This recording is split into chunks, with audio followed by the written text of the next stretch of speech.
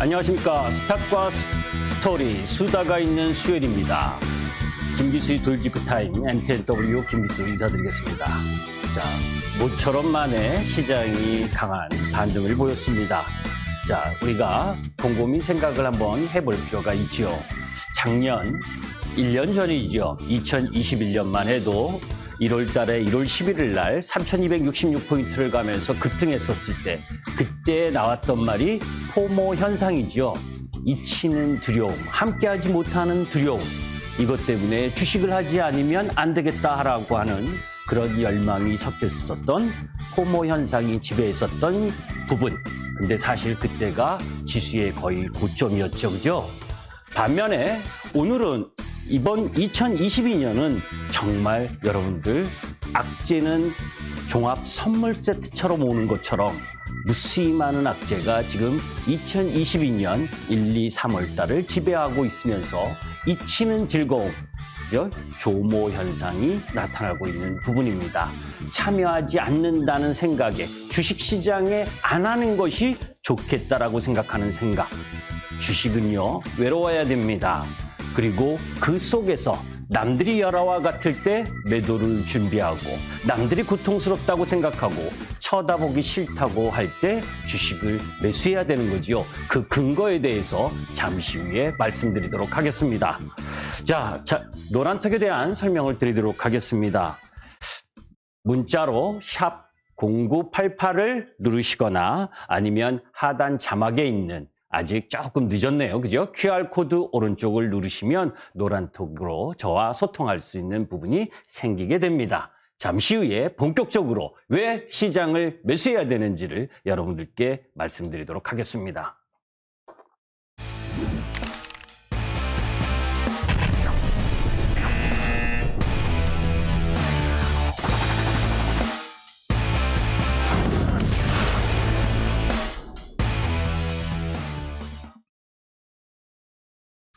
자, 지정학적 리스크, 그리고 FOMC 회의의 금리 인상, 그리고 러시아의 디폴트 가능성, 여러 가지 이야기 다 내뱉치고, 그리고 본론으로 들어가도록 하겠습니다. 어제 중국 시장이 급락을 했죠. 상해 종합 월봉 모습입니다. 어제의 종가 모습이에요. 오늘은 급반등을 좀 했지만, 2020년 노란색 코로나19 그 근처 부근까지 왔죠.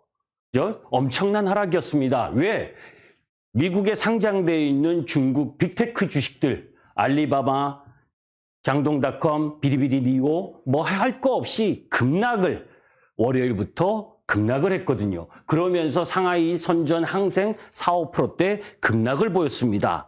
자, 그런 가운데에서 중국 급락의 표면적 이유 두 가지가 있습니다. 하나는 미국 시장에 상장되어 있는 중국 빅테크 기업들이 하락한 부분, 미국의 증권거래위원회가 중국 기업 5곳 예비 상장 폐지 명단에 올렸다. 상장 폐지시키겠다라고 하는 부분을 이야기를 한 거예요. 그게 회계에 대한 부분을 투명하게 해야 되는데 중국 기업들이 회계를 열고 볼 수 있게끔 하지 않으니까 그것에 대한 규제를 하겠다라고 하는 부분이 미국 시장에 상장되어 있는 빅테크 기업들이 급락하는 이유가 됐죠.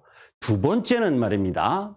이 부분은 제가 여러분들께 죄송하다고 말씀을 드려야 될 부분이에요. 사실 중국 베이징 올림픽 이후에 양해와 전인대 이후 이 부분 속에서 위드 코로나로, 제로 코로나에서 위드 코로나로 전환될 가능성이 높다라고 저는 생각을 했는데 그렇지가 않죠.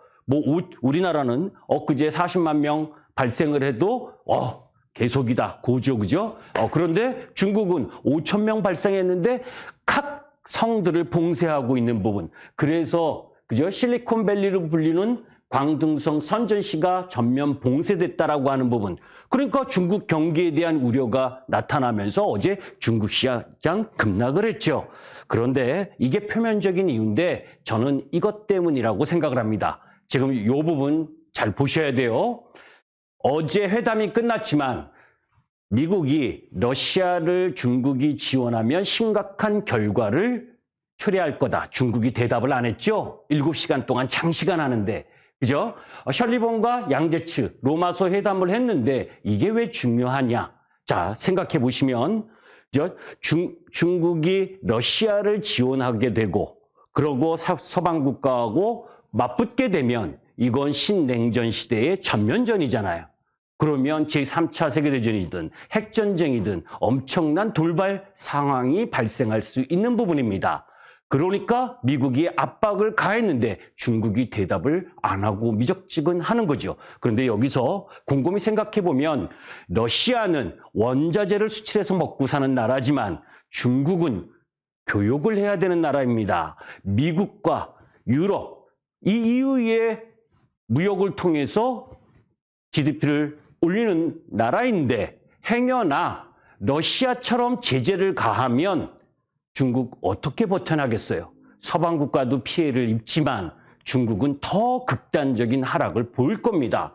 아까 조금 전에 말씀드렸었던 미국 시장의 상장 기업을 폐지한다. 그리고 제로 코로나 정책 이 부분 때문에 급락을 받는데 러시아까지 지원을 하게 되면 이거는 중국은 아웃되는 거죠. 상상도 하기 싫습니다.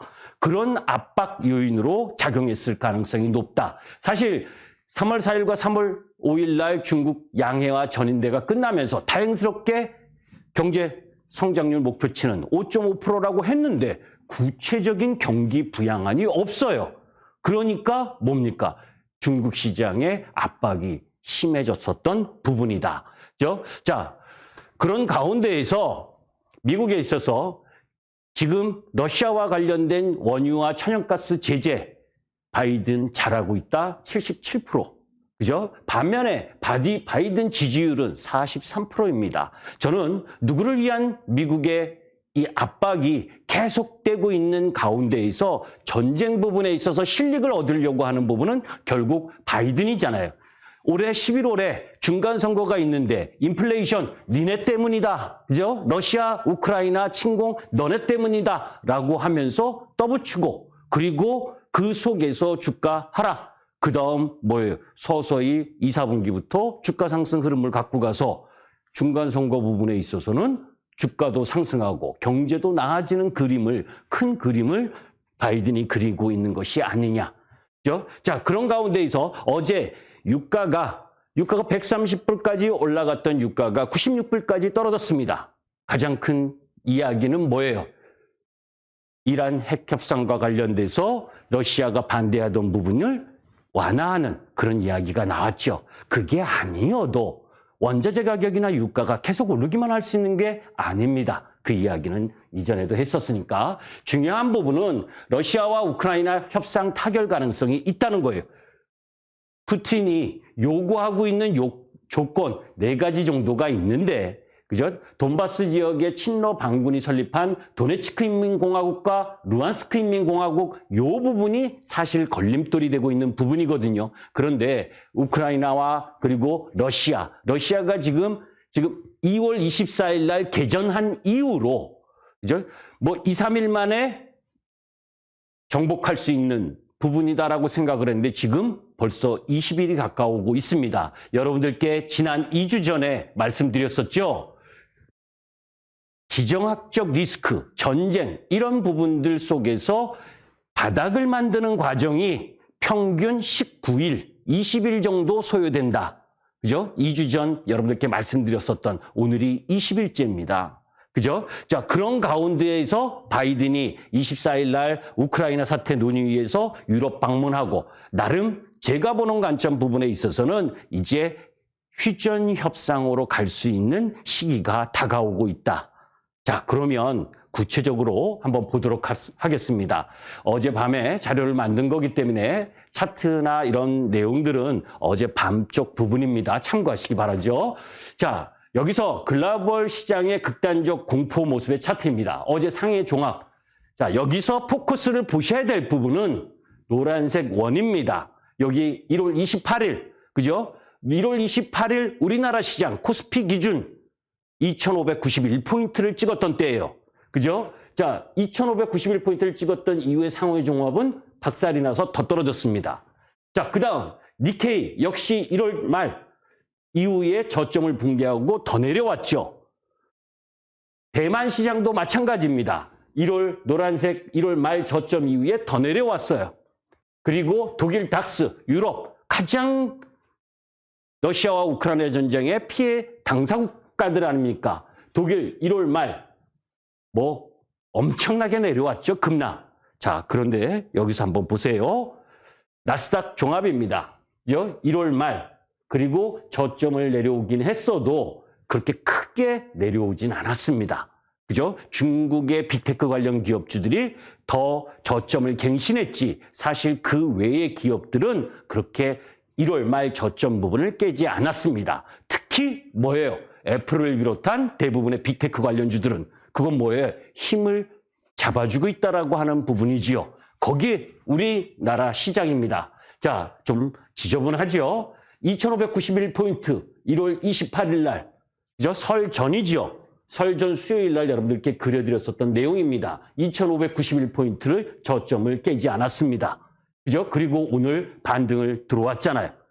여러분들 보시면 왜 우리 시장이 이렇게 강한가? 그때 여러분들께 말씀드렸던 거 기억하세요? 우리나라 1월 달에 얼마나 글로벌 시장 괜찮은 상황에서 초과상관 불 다 탔습니까? LG 에너지 솔루션, 그죠? 그 100조 기업이 상장하면서 수급 교란이 일어났고, 오스템 임플란트, 계양전기, 셀트리온 분식회계, 우리나라만이 안고 있는 악재 요인들로 먼저 하락을 갖고 왔기 때문이에요. 그렇기 때문에 2월 24일 날 개전한 이후 오히려 우리 시장은 바닥을 다지고 있었다는 겁니다.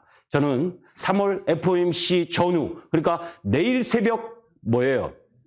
4시에 FOMC 결과가 나옵니다. 그 3월 FOMC 전후를 기점으로 해서 저점이 나온다. 그죠? 어제 그래서 중국 시장이 4, 5% 급락하는 데에도 용기 있게 더 매수를 해야 된다라고 이야기를 한 겁니다. 자, 그 흐름 부분에 있어서의 변곡점. 그럼 왜? 그죠? 왜 중요 변곡점으로 보냐? 우리가 알고 있는 거, 여러분들이 알고 있는 거, 이번 3월 FOMC 회의에서 0.25bp 인상할 거고, 그리고 연내에 6번 정도, 7번 정도 인상할 거라고 여러분 다 알고 계시잖아요. 다 노출된 재료입니다. 재료는 그 재료가 지정학적 리스크와 복합적으로 작용하면서 시장을 억눌렀던 부분이고, 그러면 맞을 만큼 맞았다, 시장이. 그죠? 그 속에서 7번 이상이 아니라는 그 이야기만 나온다면 시장은 안정을 찾아갈 거다. 시장은 주가는 항상 선행성이 있습니다. 그죠? 재료에 대한 선행성, 실적에 대한 선행성, 이런 부분들을 함께 갖고 가는 거거든요. 자, 그런 가운데에서 극단적인 공포와 변곡점이 근접해 있다는 시그널이 어디에서 보여졌느냐? 자, 무브지수. 죄송합니다. 채권 지수입니다. 그죠? 좀 확대를 해서 보게 되면 제가 이게 다 모아놔서 좀 잘 안 보일 텐데 고점을 찍고 내려왔죠. 그죠? 그리고 외환 지수. 그죠? 급등했다 내려왔죠. 그리고 VIX 공포 지수 다 고점 찍고 내려왔습니다. 변곡점이 생기고 있다는 거예요. 올해 내내 강세를 보여줬던 부분이거든요. 왜? FOMC의 뭐예요? 긴축과 그리고 전쟁이라는 리스크 때문에 급등했었던 부분이 반락하고 있는 부분이었고 마지막 부분에 있어서 유가까지 100%를 하회하는 흐름. 자, 이런 흐름들로 봤을 때 뭐예요? 변곡점이 가까워져 왔다. 그죠? 그 부분이 어제부터 미국 시장에서 나오고 있는 겁니다. 자, 긴축, 전쟁, 투자주체별 수급 동향. 자, 여기서 우리가 생각해 볼 부분이 이런 부분이에요. 여기서 2월 24일 날 개전을 했다라고 했습니다. 코스피 보게 되면 개인들이 7조 매수하고 외국인들이 5조 5천억 매도, 그리고 기관 전체가 1조 7천억을 매도했습니다. 2월 24일부터 어제까지. 그죠? 자, 그런데 그 올해 전체로 보게 되면 외국인들은 5조 5천억 매도. 그건 뭐예요? 전쟁 발발하는 시점에서 외국인들이 매도를 했지. 그죠? 전후를 해서. 사실 올해 전체적으로 보면 그 매도가 다라는 겁니다. 기관 매도는 많지. 자, 이러면 이런 분들이 생각하실 거예요. 자, 야, 수급이 너무 안 좋다. 개인만 매수해서 시장이 어떻게 올라가니? 맞아요. 개인만 매수해서는 못 올라가지요. 그런데 그죠? 개인은 내려갈 때는 절대 잘 매도 안 합니다. 반대 매매가 아니면. 그죠? 그리고 그렇게 기다리다가 반등하면서부터 매도가 나오는 거예요. 그게 추세 전환 흐름으로 가는 걸 모르고 그것에 대한 부분에서 그러면 외국인 매도가 왜 그렇게 많이 나왔느냐? 대부분이 프로그램 매도입니다. 그죠? 프로그램 매도가 왜 많이 나왔느냐? 원화 환율이 어제까지 1250원 근처로 갔잖아요.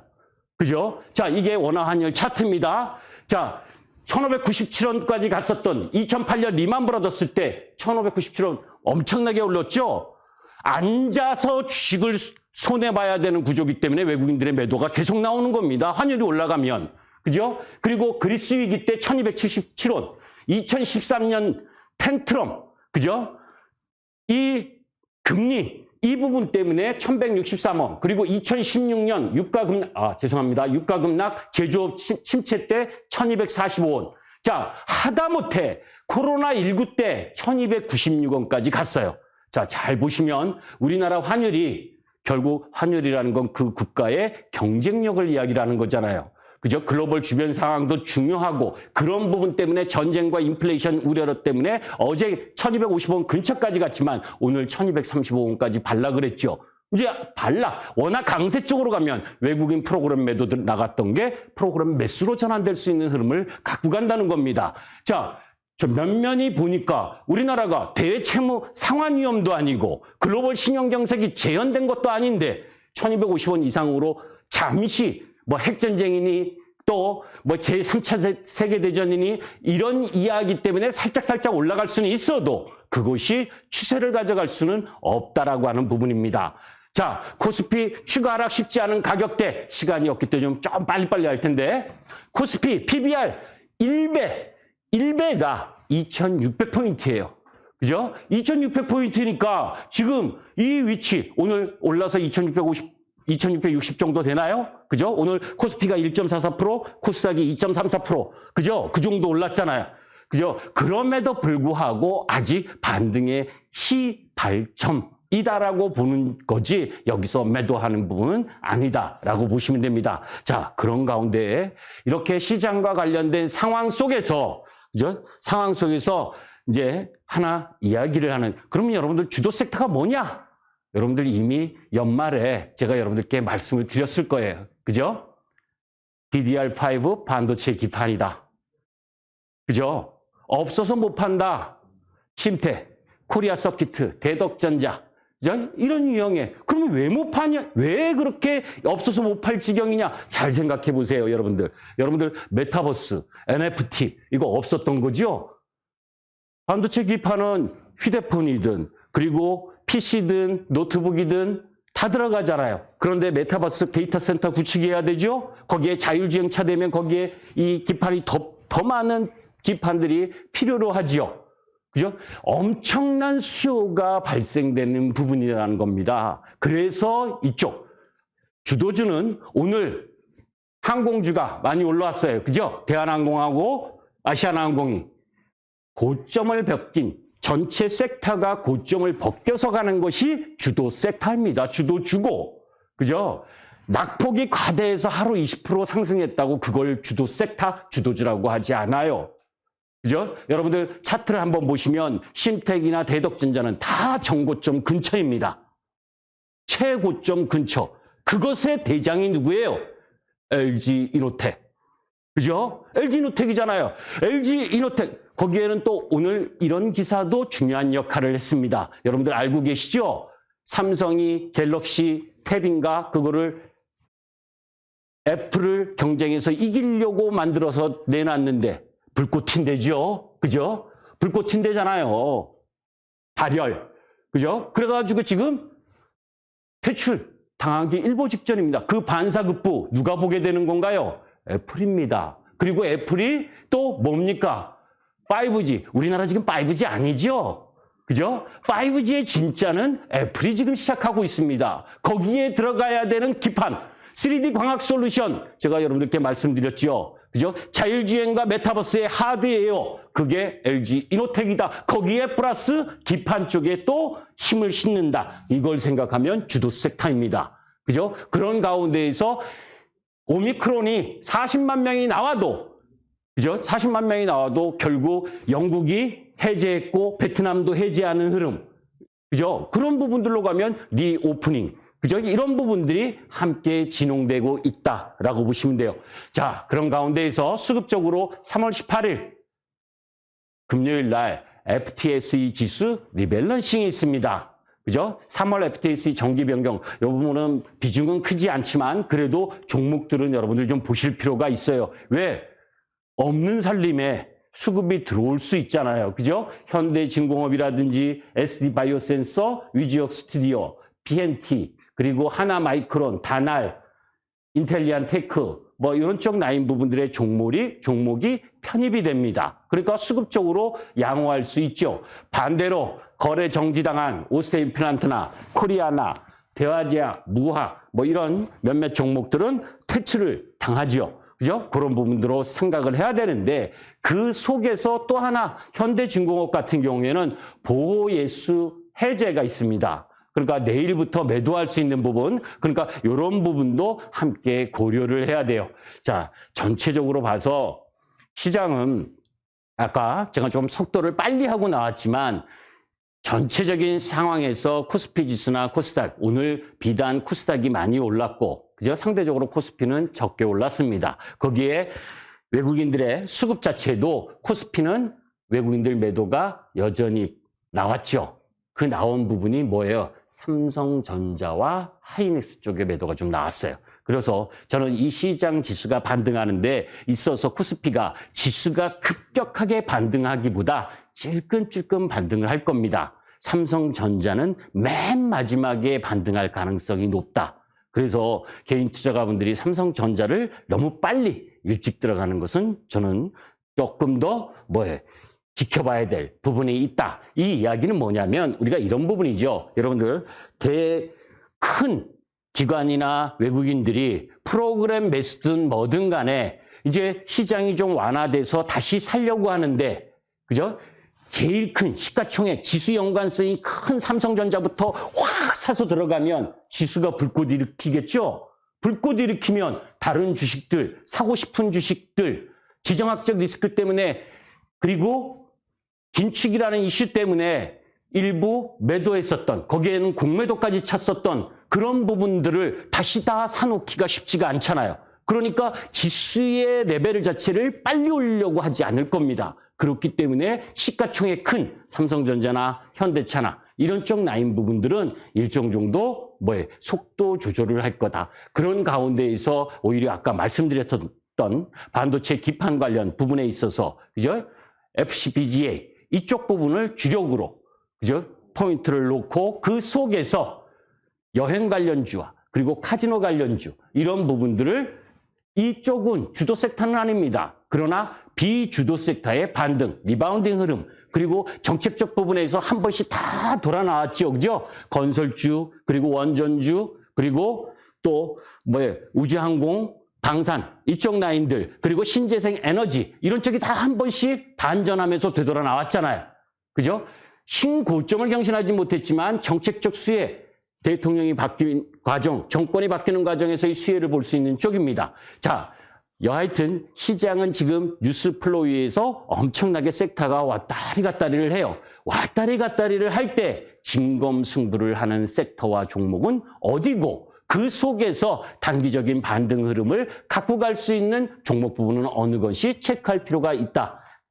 자, 그런 가운데에서 저점권에서 분기별 공략 섹터는 나중에 말씀을 드리고 일단 잠시 후에 6시 10분부터 여기서 서두르어서 이야기했었던 부분을 좀 더 자세하게 말씀을 드리면서 시장의 변곡점과 주도 섹터에 대한 분석 부분을 조금 더 자세히 말씀드리도록 하겠습니다. MTN 밴드 홈페이지 화면 김기수 얼굴이 좀 보이네요. 그죠? 여기를 꾹 누르시면, 살짝 누르면 안 찍힙니다. 꽉 누르시면 저하고 6시 10분부터 함께 할 수 있는 시간이 있습니다.